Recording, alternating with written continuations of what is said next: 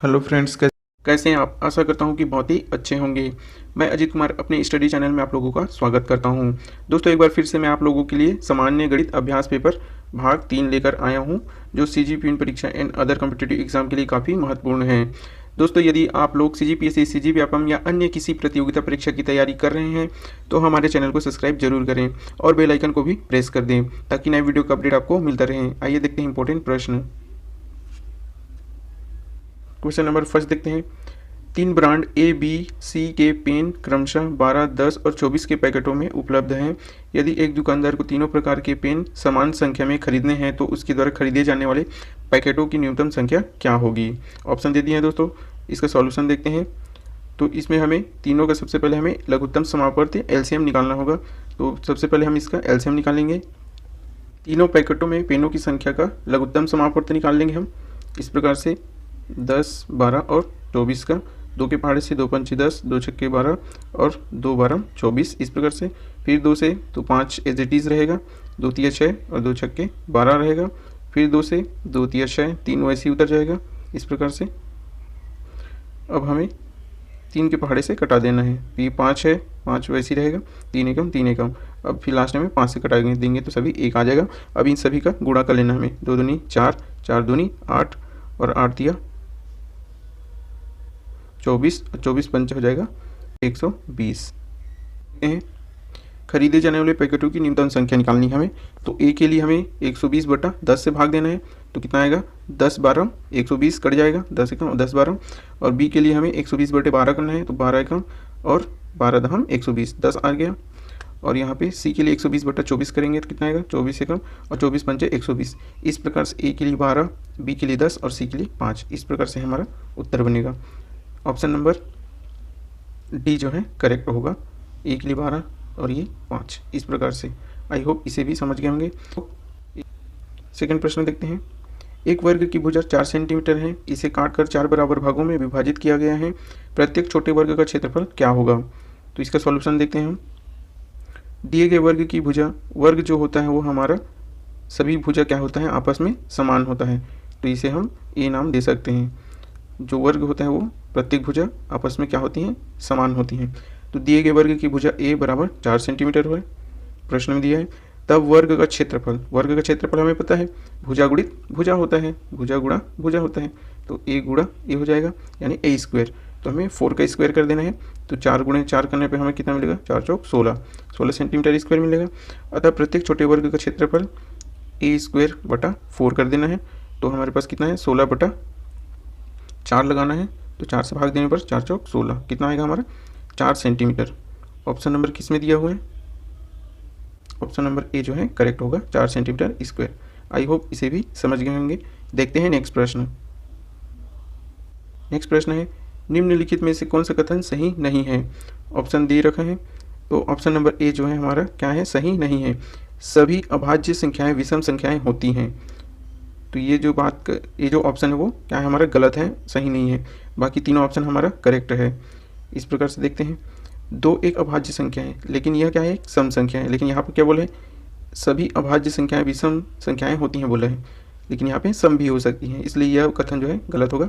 और बाकी जो कथन है वो सही है, सम है, इसलिए यह कथन की सभी अभाज्य संख्याएं विषम संख्याएं होती हैं गलत हैं। तो इस प्रकार से हमारा सही आंसर होगा ऑप्शन नंबर ए जो है करेक्ट होगा। नेक्स्ट प्रश्न देखते हैं। नेक्स्ट प्रश्न है, वह संख्या जो 1 से 10 तक सभी संख्याओं से विभाज्य होगी निम्न है। निकालना है 1 से लेकर 10 तक जो संख्याओं का हमें एलसीएम हमें निकालना है, लघुत्तम समापवर्ती। देखते हैं इसका लघुत्तम समापवर्ती। इस प्रकार से 1 से 10 तक लिख लेंगे। 1 2 3 4 5 6 8 9 10। तो सबसे पहले 2 से कटाएंगे।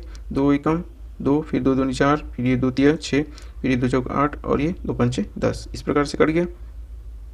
फिर 2 से 2 एकम 2 ये कटा, फिर 2 से ये कटेगा, 2 दूनी 4। नेक्स्ट फिर है 2 से कटेगा, 2 एकम 2 कटेगा ये वाला। अब देखते हैं 3 से कटाते हैं।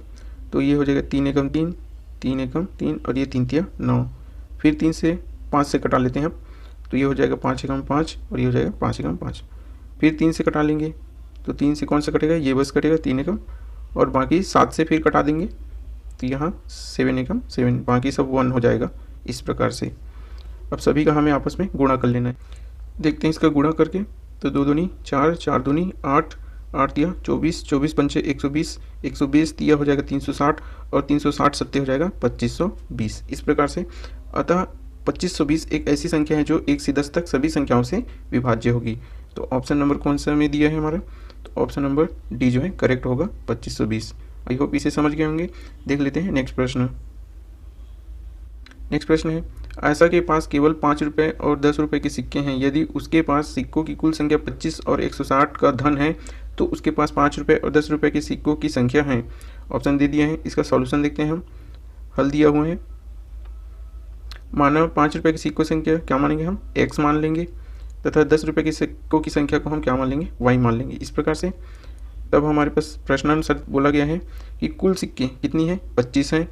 ठीक है, फिर देखते हैं दोनों का योग कर देंगे, x + y = 25, ये बन जाएगा समीकरण नंबर 1। फिर है कुल धन कितना है हमारे पास, 160 दिया हुआ है। तो हमें क्या करना है, 5x, 5 के सिक्के हैं तो 5 से मल्टीप्लाई करेंगे, और 10 के सिक्के हैं तो इसे 10 से 10y कर देंगे, y गुणा 10 करेंगे तो हमें मिलेगा 10y, और 5 × x करने पर मिलेगा हमें 5x। इस प्रकार से बराबर 160 कर देना है, जो कि समीकरण नंबर 2 बनेगा। इस प्रकार से आगे समीकरण 1 और 2 को हल करने पर हमें आएगा, इसे हमें और सरल कर लेना है। तो 5 एकम 5, 5 दूनी 10, और ये हो जाएगा 5 तिया 15 और 5 दूनी 10, 32 आ जाएगा। इस प्रकार से नया समीकरण बनेगा, x + 2y बराबर हो जाएगा 32। इस प्रकार से अब यहाँ से हम क्या करेंगे, ये होगा हमारा समीकरण नंबर 2। समीकरण 1 और 2 को हम घटाएंगे तो कितना मिलेगा, y बराबर 7 मिलेगा, और x बराबर हमें क्या मिलेगा, 18 मिलेगा। समीकरण 1 और 2 को हम घटा के देख लेते हैं। समीकरण 2 कितना आया हमारे पास, x आया प्लस 2y, और बराबर कितना आया है हमारे पास 32। और समीकरण 1 कितना है हमारे पास, x + y बराबर है 25। इस प्रकार से घटाएंगे तो ये हो जाएगा माइनस, ये हो जाएगा माइनस। तो यहाँ से घटाएंगे तो कितना बचेगा, 12 में 5 गए तो 7, और ये हासिल दिए तो ये हो गया कट, और यहाँ से 2 में से 1 घटाएंगे तो सिर्फ y बचा, और ये दोनों तो कट गया। इस प्रकार से y बराबर हमारा कितना बचा, सिर्फ 7 आया। अब इस y के मान को हमें समीकरण नंबर 1 में रख देना है। समीकरण 1 में y का मान रखने पर हमें x + 7 = 25। 7 को पक्षांतर करने पर उधर माइनस में चला जाएगा, तो x बराबर 25 - 7 करने पर कितना बचेगा हमारा, 18 बचेगा। तो x का मान कितना आ गया हमारे पास 18, और y का मान कितना आ गया हमारे पास, y का मान है हमारे पास 7। इस प्रकार से ऑप्शन नंबर ए जो है करेक्ट होगा। आई होप इसे भी समझ गए होंगे। देखते हैं नेक्स्ट प्रश्न। नेक्स्ट प्रश्न है, मान ज्ञात कीजिए। तो इस प्रकार से दिया हुए 17.5 × 3 - 21 / 7 - 3 × 12.5। तो हमें वी बोर्ड में उस नियम के अनुसार वी बोर्ड मॉस नियम के अनुसार हमें क्या देखना है, सबसे पहले हमें वेनुकुलम बार को हल करना होता है, फिर हमें ब्रैकेट को हल, फिर ऑफ का यानी गुणा को, फिर डिवाइड, फिर मल्टीप्लिकेशन, और उसके बाद हमें एडिशन और सब्ट्रैक्शन में से कोई से भी कर सकते हैं। तो देखते हैं इसका हल बोर्ड मॉस नियम से। तो सबसे पहले हमें क्या हल करना होगा, जो डिवाइड है उसे हल करना होगा। तो इसे भाग देने पर कितना आएगा, 21 / 7 करने पर 3 सत्ते 21, यहाँ पर 3 आ जाएगा, -3 इस प्रकार से। तो 17.5 × 3 - 3 और गुणा 12.5 इस प्रकार से। अब इसे हमें गुणा करने पर 17.5 × 3 करने पर हमें 52.5 मिलेगा, और ये -3, और 3 × 12.5 करने पर कितना मिलेगा, 37.5 मिलेगा। तो इन सभी को अब आपस में हमें जोड़ घटा लेना है। तो 52 में से 3 घटाने पर कितना बचेगा, 49.5, और 37.5 को आपस में घटाने पर हमें कितना मिलेगा, 12.0, या हमें इसे 12 भी लिख सकते हैं। तो ऑप्शन नंबर कौन सा में दिया है, ऑप्शन नंबर बी जो है करेक्ट है। ऑप्शन नंबर बी हमारा सही होगा। आई होप इसे भी समझ गए होंगे। देखते हैं नेक्स्ट प्रश्न। नेक्स्ट प्रश्न है, एक बाग के वृक्षों में नीम के वृक्षों की संख्या 1/6 भाग है। आधे वृक्ष अशोक के हैं और शेष यूकेलिप्टस के हैं। यदि नीम के वृक्षों की संख्या 5 है तो बाग में यूकेलिप्टस के वृक्षों कितने वृक्ष हैं। देखते हैं इसका हल। तो हल देखते हैं। मानव पेड़ों की संख्या हमें क्या मानना है, x मान लेना है।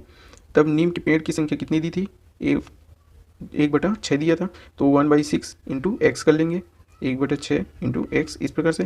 तथा अशोक के पेड़ों की संख्या कितनी थी, आधी थी, तो 1/2 गुणा एक्स हो जाएगा, 1/2 इंटू एक्स इस प्रकार से।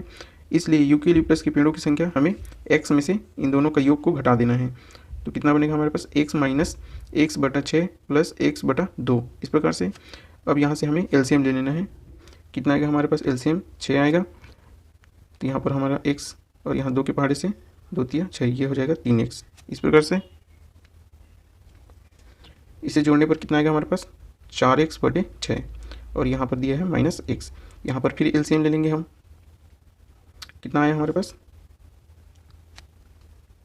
x/1 है और माइनस 4x बटा कितना है 6, तो आपस में इसका क्रॉस मल्टीप्लिकेशन कर देंगे, तो ये कितना होगा 6x माइनस 4x/6, तो घटाने पर कितना बचेगा 6x माइनस 4x/6, तो यहाँ पे घटाने पर हमें मिलेगा 2x/6, 2 के पहाड़े से 2 एकम और 2 तिया 6, तो x/3 जो है हमारा यहाँ पर आएगा मान।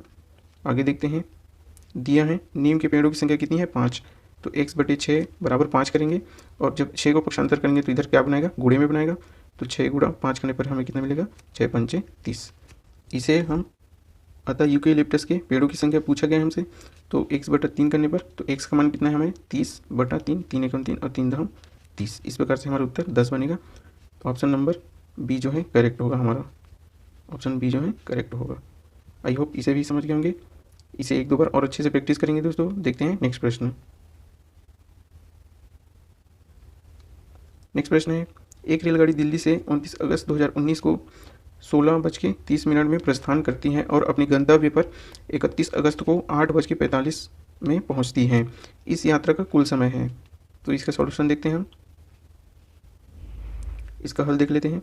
रेलगाड़ी के चलने के समय कितना है 29 अगस्त, यानी ये 4:30 में रवाना हुई और रेलगाड़ी अपने गंतव्य स्थान पर पहुंचने का समय दिया है 31 अगस्त को 8:45 में। तो यात्रा का कुल समय कितना हो गया 36 घंटा, और ये 4:15 को भी इसमें ऐड कर देंगे तो हो जाएगा 40 घंटे और 15 मिनट।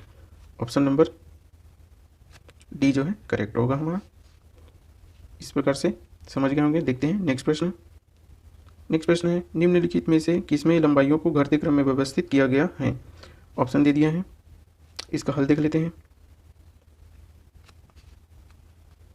हल दिया है, ऑप्शन है डी।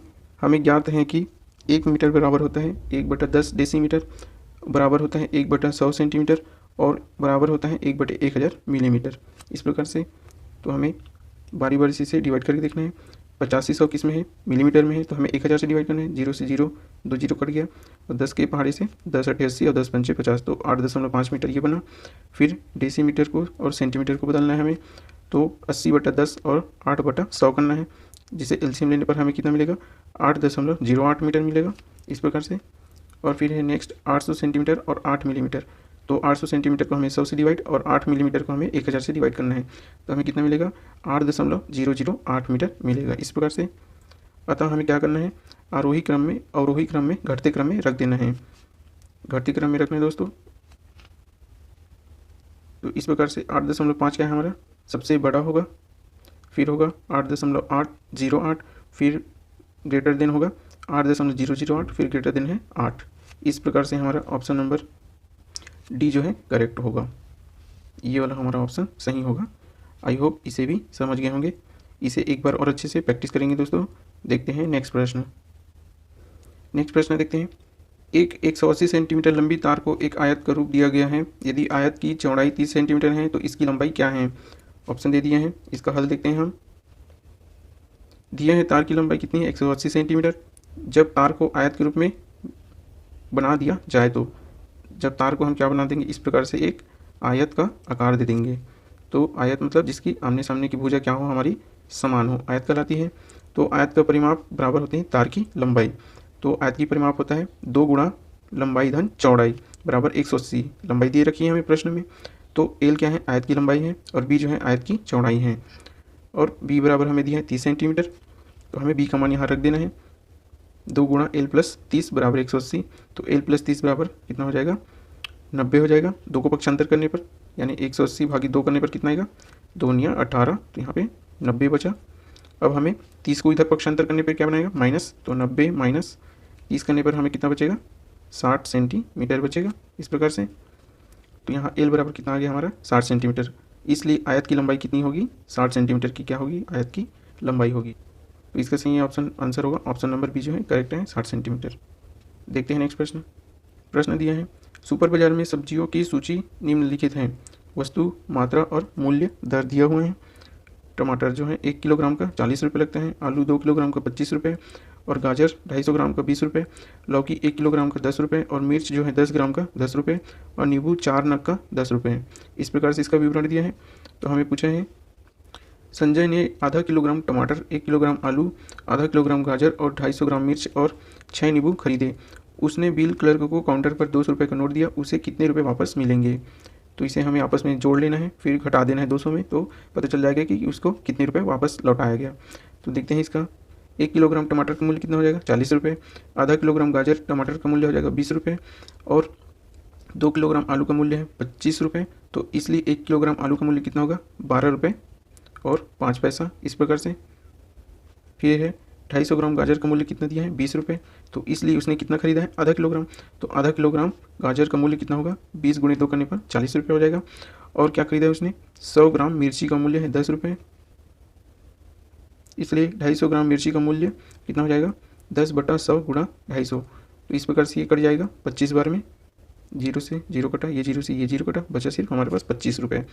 और क्या खरीदा उसने 4 नग नींबू का मूल्य कितना दिया था 10 रुपये, और उसने जो खरीदा है वो 6 नींबू है, तो 6 नींबू का मूल्य हो जाएगा 10/4 गुणे 6 बराबर 15 रुपये। इस प्रकार से अब इन सभी रुपयों को हमें आपस में जोड़ लेना है। कुल वस्तुओं का मूल्य हो जाएगा 20 और 12.5 धन 40 धन 25 धन 15, सभी को जोड़ने पर हमें कितना आएगा 112 रुपये और 5 पैसे। इस प्रकार से इसे हमें 200 में घटा लेना है, 200.0 में घटाएंगे, यहाँ बचा 5, यहाँ हासिल लगाएं तो 3 हो गया, तो यहाँ 7 बचा, यहाँ हासिल दिए तो कितना हो जाएगा 8 बचा, और यहाँ हासिल दिए तो ये हो गया कट। तो हमारे पास कितना बचा 87.5 इस प्रकार से। तो हमारा ऑप्शन नंबर किस में दिए हैं, ऑप्शन नंबर बी जो है करेक्ट होगा। आई होप इसे भी समझ गए होंगे। देखते हैं नेक्स्ट प्रश्न। दोस्तों इस वीडियो तथा अन्य वीडियो के PDF चाहिए तो हमारे टेलीग्राम चैनल को ज्वाइन करें और वहां जाकर आप लोग डाउनलोड कर सकते हैं। चलिए आगे बढ़ते हैं, देखते हैं नेक्स्ट प्रश्न।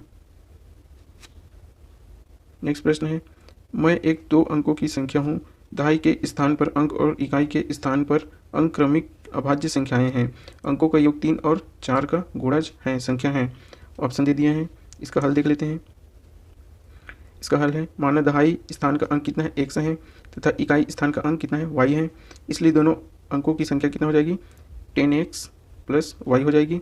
अतः अंकों का योग 3 और 4 का गुणज है, अतः 12 का गुणज होगा। दोनों का गुणा कर लेंगे, 3 × 4 = 12। आगे देखते हैं, दोनों क्रमिक अभाज्य संख्याएं भी हैं। दोनों अंक 5 और 7 होंगे। 2 अंकों की अभिन्न संख्या होगी 10 × 5 धन 7 बराबर कितना हो जाएगा 10 × 5 = 50 और धन 7 यानी 57। कितना हो जाएगा ये 57 हो जाएगा। ऑप्शन नंबर ए जो है करेक्ट होगा। आई होप इसे भी समझ गए होंगे। देखते हैं नेक्स्ट प्रश्न।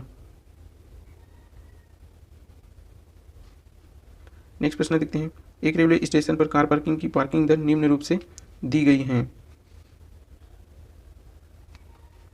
2 घंटे का 50 रुपये, 2 घंटे से ऊपर 5 घंटे तक का 75 रुपये, 5 घंटे के पश्चात 8 घंटे तक प्रति अतिरिक्त घंटा 10 रुपये। फिर दिए हैं 8 घंटे से ऊपर और 12 घंटे तक 150 रुपये, और 12 घंटे से ऊपर और 24 घंटे तक का 250 रुपये। तब पूछा है कि राजीव ने अपनी कार को सुबह 7 बजे पर पार्क किया और उसे उसी दिन ही लेने वह शाम 4:30 बजे आया, उसे कितने रुपये भुगतान करना होगा। तो ऑप्शन देखते हैं इसका हल। कार की पार्किंग समय कितने हैं 7 बजे है, और शाम को 4:30 बजे वो लेने आ गया, तो कुल कितने घंटा रहा उसका बाइक जो है 9.5 घंटा जो है उसका गाड़ी वहाँ स्टैंड में रहा। तो चूँकि समय जो दिया है 8 घंटे से अधिक है वह 12 घंटे से कम है, अतः अतिरिक्त पार्किंग चार्ज कितना हो जाएगा 150 रुपये होगा। इस प्रकार से कैलकुलेट यहाँ से देख के हम कर सकते हैं। आई होप इसे भी समझ गए होंगे। देखते हैं नेक्स्ट प्रश्न।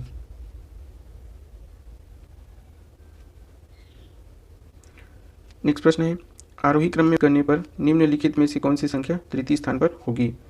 बढ़ते क्रम में इसे हमें सजाना है और बताना है कि तृतीय स्थान पर कौन सी संख्या आएगी। देखते हैं इसका हल।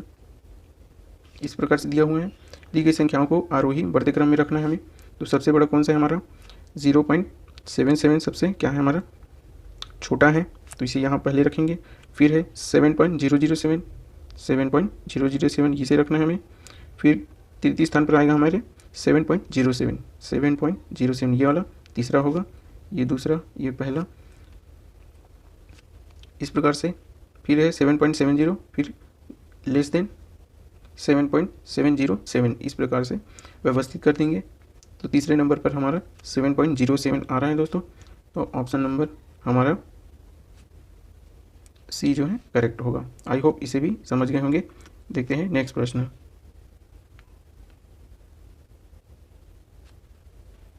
नेक्स्ट प्रश्न देखते हैं। एक 5 अंकों की संख्या में दहाई के स्थान का अंक 8 है। इकाई के स्थान का अंक दहाई के स्थान के अंक का 1/4, हजार के स्थान का अंक 0, 100वें स्थान का अंक इकाई के स्थान का 2 गुना और 10,000वें स्थान का अंक इकाई के स्थान का 3 गुना है। संख्या क्या है, इस प्रकार से दिया है। तो हमें इसका हल देखते हैं। दहाई स्थान का अंक दिया है 8, इकाई स्थान का अंक दिया है 1/4 गुना 8 है बोला है, तो 4 एकम 4 दूनी 8, 2 मिल जाएगा हमारा। फिर है हजार स्थान का अंक कितना है 0 है, और सैकड़ा स्थान का अंक कितना है 2 गुणे 2 है यानी 4 है। फिर है 10,000 स्थान का अंक कितना है 3 गुणे 2 है तो 6 है। इस प्रकार से अतः 5 अंकों की अभिष्ट संख्या कितनी बनेगी 60,482, 60482, इस प्रकार से बनेगा। तो ऑप्शन नंबर डी जो है करेक्ट होगा। आई होप इसे भी समझ गए होंगे।